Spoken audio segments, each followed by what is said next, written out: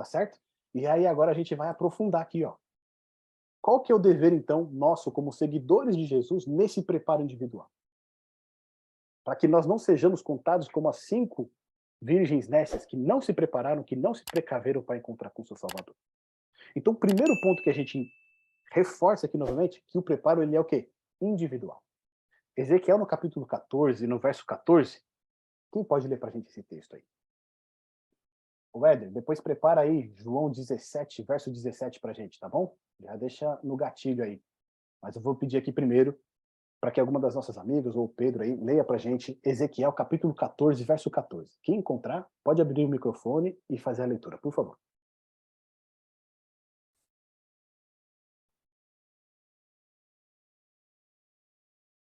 Quem ficou lá em Zacarias, é só voltar um pouquinho aí que já cai em Ezequiel.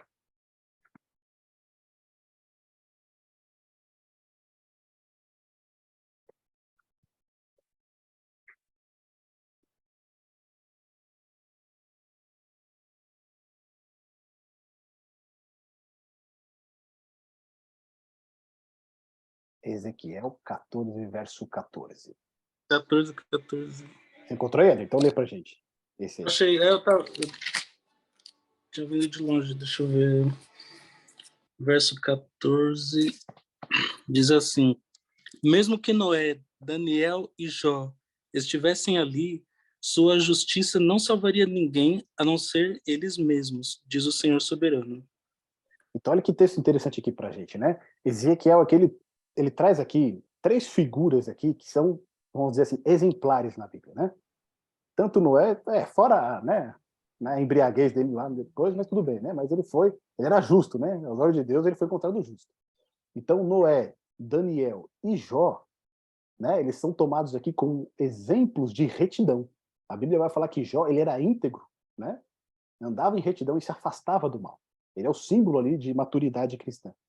Então, mesmo que esses 3 homens, né, estivessem no meio do povo de Deus ali, eles, pela sua justiça, eles livrariam apenas o quê? As suas almas. Ou seja, eles não poderiam salvar as famílias deles, não poderia salvar o cônjuge, não poderia salvar os filhos, não poderia salvar os irmãos da igreja. Porque o preparo ele é o quê? Individual. Essa parábola das 10 virgens relata muito claramente isso. Apesar de a gente ter 5 de um lado e 5 de outro, né, não significa que metade está preparada e metade não. Mas ali a ideia é de divisão, conforme a gente tem visto, né? É juízo. Você vai ter um grupo que vai estar preparado e um grupo que não vai estar preparado. Mas esse preparo, ele é individual. E coletivo também, né? Mas, vamos dizer assim, exige, né, um preparo individual de cada um de nós. Né? Nós precisamos, por nós mesmos, nos consagrar a Deus, nos santificar cada vez mais para nos preparar com o encontro com o Senhor Jesus. Porque a justiça da minha esposa não vai me levar junto. Né? A minha justiça não vai levar à justiça dos meus filhos. E por isso que é importante que, como servos fiéis, nós também auxiliemos eles nos preparos, testemunhando dia a dia, buscando, né, fazer o culto familiar, buscando orar com os nossos familiares, com os nossos amigos, apresentar os estudos para eles a respeito da volta de Jesus, porque essa é a responsabilidade que nós temos, tá bom? E isso também nos ajuda no nosso próprio preparo individual, que é o ponto que vai ser do nosso próximo estudo, vigilância e trabalho. Agora o segundo ponto aqui, ó, possuir a palavra de Deus, tá certo? O seguidor de Jesus, ele precisa conhecer a palavra de Deus. E aí lá em João capítulo 17, verso 17, quem encontrar pra gente, pode fazer essa leitura, ou quem souber também, né, de cor, pode abrir o microfone e falar aqui pra gente. João capítulo 17, verso 17. Esse é o Joãozão, não é o Joãozinho, esse é o João grande.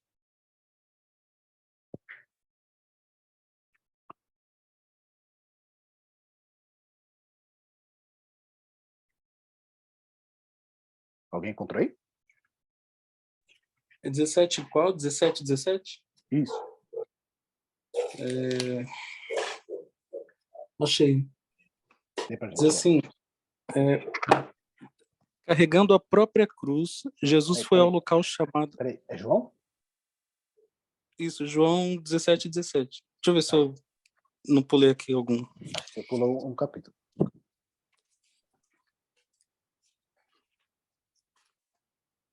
Passei 2 páginas de uma vez aqui. 18 tá ali. Achei. Consagra-os na verdade que é a tua palavra. Então, que tradução que é essa aí? Essa é a NVT. Nova tradução. NVT? Nova versão transformadora, né? Isso. Consagra-os na verdade. É interessante, é bacana. Essa versão ela é bastante assim, fluida, né, de você ler. Isso. Mas eu acho que a tradução da Ara ela é mais profunda. Quem tiver com a Almeida Revista Atualizada e puder ler, aquela que diz, santifica-os. Santifica-os na verdade, a tua palavra é a verdade. Isso. É a mesma coisa, o sentido é o mesmo que o Éder leu ali, né? Consagra-os, né? Na tua palavra que é a verdade. Mas aqui, nessas palavras de Jesus, elas são um pouco mais profundas. Santifica-os na verdade. Qual que é a verdade? A tua palavra é a verdade. Ou seja, o crente, o discípulo de Jesus que aguarda a sua vinda, aquele que é prudente, o servo fiel, ele precisa possuir a palavra de Deus. Por quê? Não como conhecimento, mas como consagração. Tá certo? Porque é a palavra de Deus que nos santifica, é a palavra de Deus que nos limpa, é ela que vai nos purificando. Qual que é o instrumento que Jesus deixou aqui na terra para que o crente seja limpo? É a palavra de Deus. Então, quanto mais nós temos a palavra de Deus, mais nós temos o conhecimento não somente da vontade de Deus, mas também das nossas falhas diante de um Deus que é santo. Porque ela mostra os nossos erros, ela mostra onde a gente está falhando. E se Deus fala, quem vai contestar, não é verdade?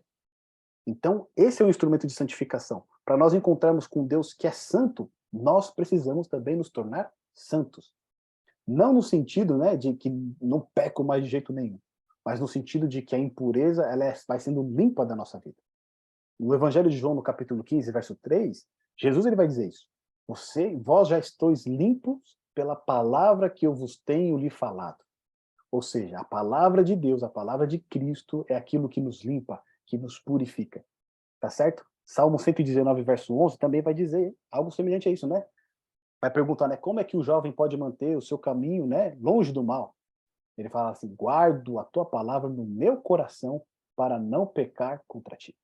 Tá certo? Guardei a tua palavra no meu coração. Qual que é a maneira, então, de eu viver uma vida de santidade? A palavra de Deus precisa estar na minha vida, precisa estar no meu coração. E é esse que é o grande ponto, né? A gente vê lá, as 10 virgens, aparentemente, elas parecem ser iguais, num primeiro momento. Mas com o passar da história, o que fica revelado? Que somente aquelas que tinham a palavra de Deus estavam preparadas. E isso é importante para nós. Nós não temos que ser crente de igreja A, igreja B, igreja C. Nós temos que ser crentes que possuem a palavra de Deus e toda a palavra de Deus.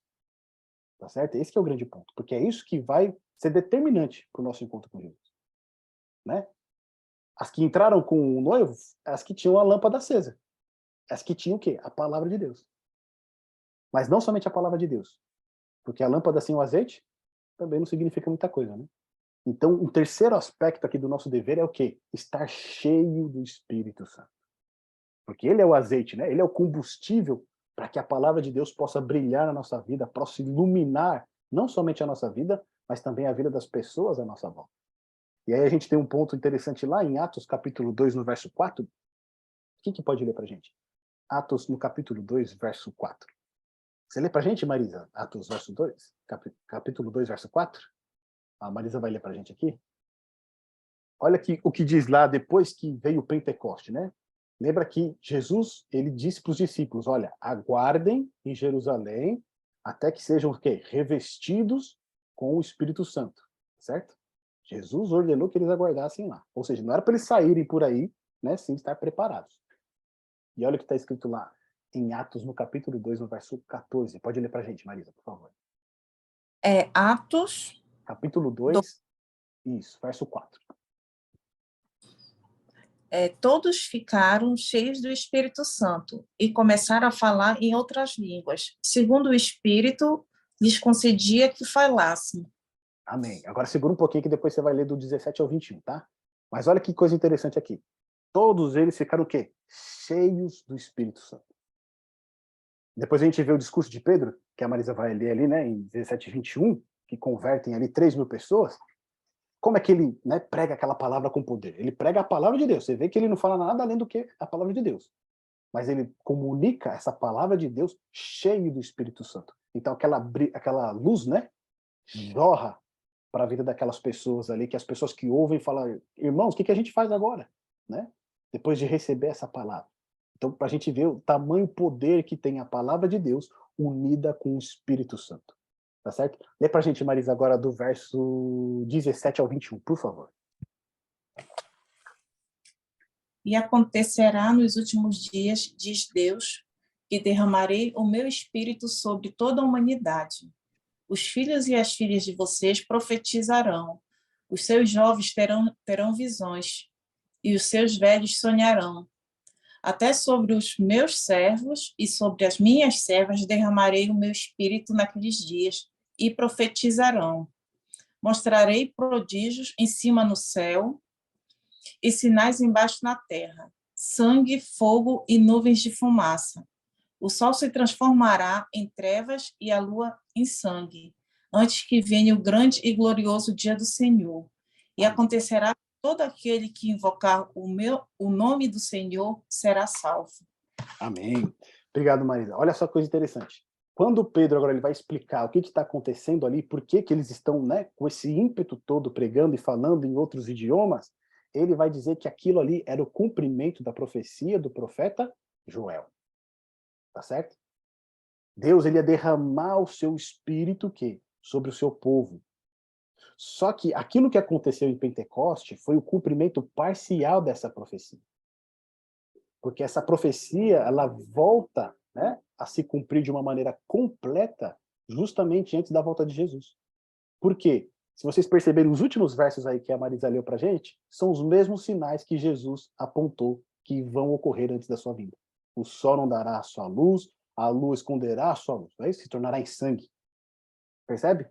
Então, os mesmos sinais que Joel apontava para que, né, essa obra do derramamento do Espírito Santo, ela vai acontecer numa intensidade muito maior, ela vai acontecer justamente antes da volta do Senhor Jesus. Que foram os sinais que a gente viu no nosso primeiro estudo. Ou seja, o que Cristo está dizendo aqui é que aquelas virgens prudentes, né, os discípulos que procuram possuir a palavra de Deus, internalizar a palavra de Deus e ser santificado por essa palavra de Deus, pouco antes da volta do Senhor Jesus, eles vão ser revestidos de poder, assim como os discípulos foram lá em Pentecostes. Só que tem um ponto muito fundamental para isso. Porque os discípulos, quando eles foram revestidos com o Espírito Santo, eles estavam todos reunidos, unidos, unânimes, em oração e jejum. Tá certo? Eles estavam ali esperando a promessa e clamando por essa promessa. Agora, olha que coisa interessante lá em Lucas, capítulo 11, do verso 9 a 13. Quem que pode ler pra gente? Lucas, do capítulo 11, do verso 9 a 13. Cheque. Lê pra gente, Éder, por favor. Diz assim: portanto, eu lhes digo, peçam e receberão, procurem e encontrarão, batam e a porta lhes será aberta, pois todos que pedem, recebem, todos que procuram, encontram, e para todos que batem a porta é aberta. Vocês que são pais, respondam, se seu filho lhe pedir um peixe, você lhe dará uma cobra? Ou se lhe pedir um ovo, você lhe dará um escorpião? Portanto, se vocês que são pecadores sabem como dar bons presentes a seus filhos, quanto mais seu Pai no céu dará o Espírito Santo aos que lhe pedirem. Então, olha só. Qual que é a condição para a gente receber o Espírito Santo? Pedir. Precisa pedir pelo Espírito Santo. Nós temos que pedir pelo Espírito Santo na nossa vida. Ah, mas a gente não recebe o Espírito Santo quando a gente é batizado? Não. O batismo do Espírito Santo ele é diário. Tá certo? Quando a gente é batizado, a gente recebe, finalmente, né, a gente se entrega a Jesus, a gente recebe ali, né, a plenitude do Espírito Santo para habitar na nossa vida. Mas isso precisa ser renovado diariamente. Porque assim como a gente vai ver na Bíblia que é possível entristecer o Espírito Santo, esse batismo ele tem que acontecer diariamente. Diariamente nós temos que nos entregar à direção e à condução do Espírito Santo. E pedir. Pedir, Senhor, me batiza com o Espírito Santo. Né? O texto aí que o Eder acabou de ler pra gente. Se a gente quer mal, sabe, dar boas dádivas aos nossos filhos, quanto mais o nosso Pai Celeste deseja dar o Espírito Santo àqueles que lhe o pedem. Ele deseja dar, assim, o maior desejo de Deus, do Pai, é o quê? É dar o Espírito Santo. Mas quantos vão pedir por ele? Quantos estão dispostos a impedir, a incomodar Deus? Falar assim, me dá o Espírito Santo. Me concede o Espírito Santo para que eu tenha uma vida cheia de poder, para que eu possa iluminar a vida das pessoas, para que eu possa, né, ser um instrumento nas tuas mãos e eu possa estar cada dia mais preparado para a tua vida. Então a gente colocou 2 asteriscos aqui na palavra de Deus e no Espírito Santo, porque elas são fundamentais no nosso preparo. Primeiro, a palavra de Deus nos limpa, nos santifica, nos purifica, tá certo? Eu não posso ser crente que não conhece a palavra de Deus, que não tem intimidade com a palavra de Deus, que não procura estudar a palavra de Deus, conhecer a palavra de Deus, não é crente. Tá certo? Não é crente. Só que eu também não posso ficar só no conhecimento da palavra de Deus, eu tenho que estar também no poder da palavra de Deus. Que é estar o quê? Cheio do Espírito Santo. E para isso eu preciso orar, eu preciso clamar, eu preciso pedir, eu preciso incomodar a Deus com relação ao Senhor, me concede o Santo Espírito, para que eu possa ser um instrumento nas tuas mãos. E muitas vezes a gente pede por inúmeras coisas, mas não pede o principal, que é o batismo do Espírito Santo, diariamente em nossa vida. Meus irmãos, nós não podemos passar um dia sem pedir esse batismo. Que o Santo Espírito esteja sobre nós nesse dia. Tá certo? E aí, depois que a gente vê ali, qual que é o quarto ponto aqui do nosso dever como seguidor, do nosso preparo espiritual? É estar disposto a testemunhar. Porque se você tem o conhecimento da palavra de Deus, você tem o Santo Espírito de Deus, o que você faz agora com tudo isso? Você vai ficar agora parado, né? Dentro de casa, dentro da sua igreja, sem sair para lugar nenhum, sem ter contato com as pessoas? Não. Tem que ter disposição para quê? Testemunhar. De levar essa mensagem para outras pessoas, de fazer a sua luz brilhar sobre a vida de outras pessoas. É isso que Mateus 5, verso 14 disse lá para nós. Né? Vós sois a luz do mundo. Você não pode esconder uma cidade construída sobre um monte. Assim também é um cristão que tem a palavra de Deus e está cheio do Espírito Santo. Você não consegue esconder. Né? Não porque ele seja especial, não porque ele seja demais, não. Mas porque o poder pelo qual ele está revestido vai alcançar as pessoas. Vai atrair as pessoas até ele. Tá certo? Então precisa ter essa disposição de testemunhar, de anunciar que Jesus está voltando, de alertar as pessoas que ainda não conhecem essa verdade, de que elas precisam também se juntar a nós nesse preparo. E ali, no penúltimo ponto, obediência a Deus, aos seus mandamentos e à sua vontade. Por que isso? A gente viu ali que Jesus, né, ele, quando contando a parábola, quando chegam as atrasadas, ele diz o quê? Não vos conheço. Tá certo? Não vos conheço. E a gente viu naquele texto de Mateus 7, em que ele claramente diz, nem todo aquele que diz Senhor, Senhor, entrará no reino dos céus. Mas aquele que faz o quê? A vontade do meu Pai. Tá certo? Então, a obediência a Deus, os seus mandamentos e a sua vontade é essencial no nosso preparo. Eu não posso dizer que eu sirvo ao Senhor e continuo sendo desobediente ao que ele pede. Eu não posso dizer que eu sirvo ao Senhor se eu continuo pisando os seus mandamentos. Eu não posso dizer que eu sirvo ao Senhor se eu não procuro fazer a sua vontade, porque essa é a tarefa do servo mal, conforme a gente viu. E tem um ponto muito fundamental aqui, meus amigos. Eu não posso estar cheio do Espírito Santo se eu não obedeço a Deus. Olha que coisa tremenda. Atos, no capítulo 5, no verso 32. Quem pode ler para a gente esse texto? Atos, capítulo 5, verso 32. Por gentileza.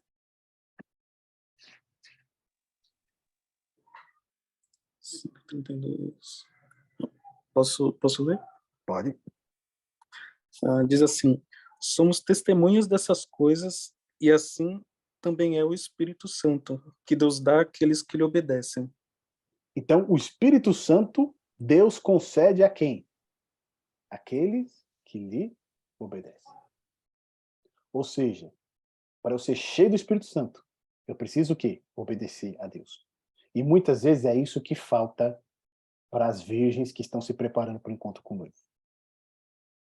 Elas até querem ter muito azeite, querem estar cheias do Espírito Santo, mas falta obediência. E aí você pede, Senhor, me concede o Espírito Santo. Mas você continua desobedecendo algo que Deus já te falou. Como é que ele vai te conceder o Espírito Santo se você está contrário àquilo que ele já te falou? Né? Às vezes Deus vem e revela para nós a vontade dele, revela o que nós temos que fazer, mas a gente não segue aquilo que ele orienta. E aí a gente pede, Senhor, me concede o Espírito Santo. Mas a nossa vida não muda, a gente não tem poder, a gente não tem força. Esse é um ponto que cada um de nós precisamos analisar. Como que está a minha vida de obediência à vontade de Deus? Será que é isso que está me impedindo de ser cheio do Espírito Santo? Será que é isso que está me impedindo de ter poder? Será que é isso que está me impedindo de testemunhar? Porque o Espírito Santo é concedido àqueles que obedecem o quê? A Deus.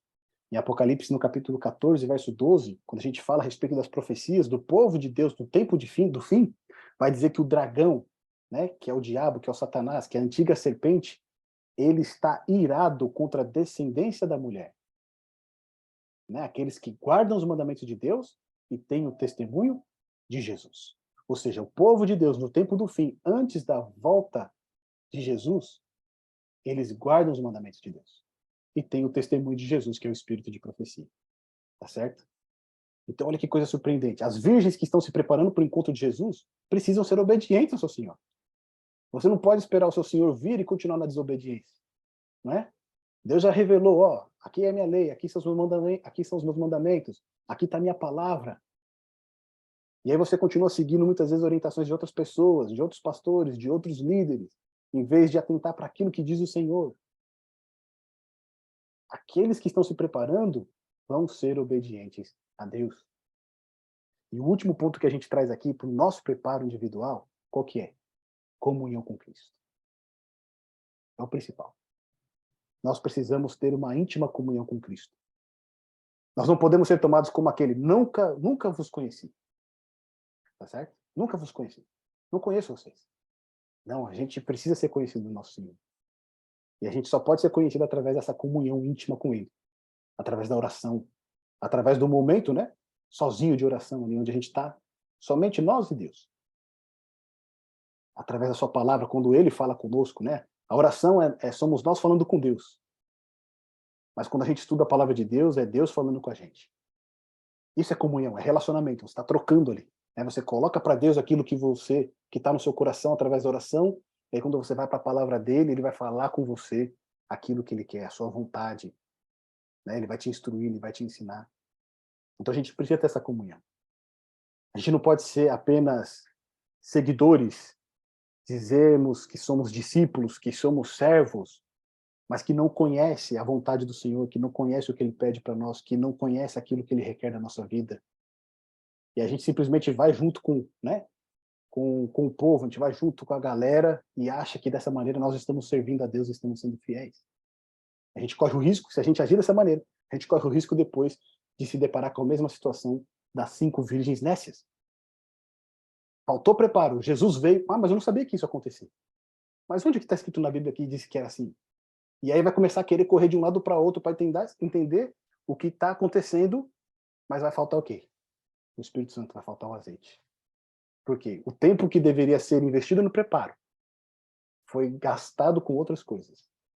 Com preocupações do dia a dia, com preocupações do trabalho, com preocupações, né? Inúmeras outras preocupações, menos com aquilo que é o principal. Nos preparar para o encontro com o Senhor Jesus.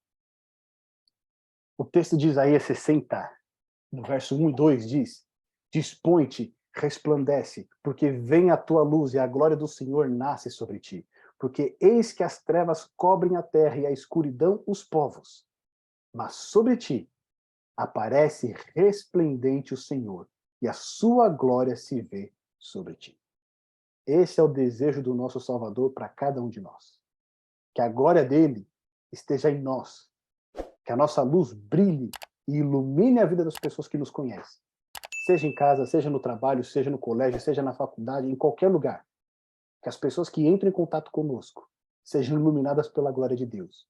E elas também possam ser atraídas a esse Senhor que está muito perto de retornar. Que elas se arrependam dos seus maus caminhos. Que elas se convertam ao Senhor Jesus e que elas sejam salvas. Meus amigos, que na vinda do nosso Senhor nós possamos ser encontrados como as 5 virgens que estavam preparadas, com as suas lâmpadas brilhando, brilhando mais do que o sol ao meio-dia, porque decidimos nos preparar individualmente, entrando em comunhão com Jesus cada dia da nossa vida.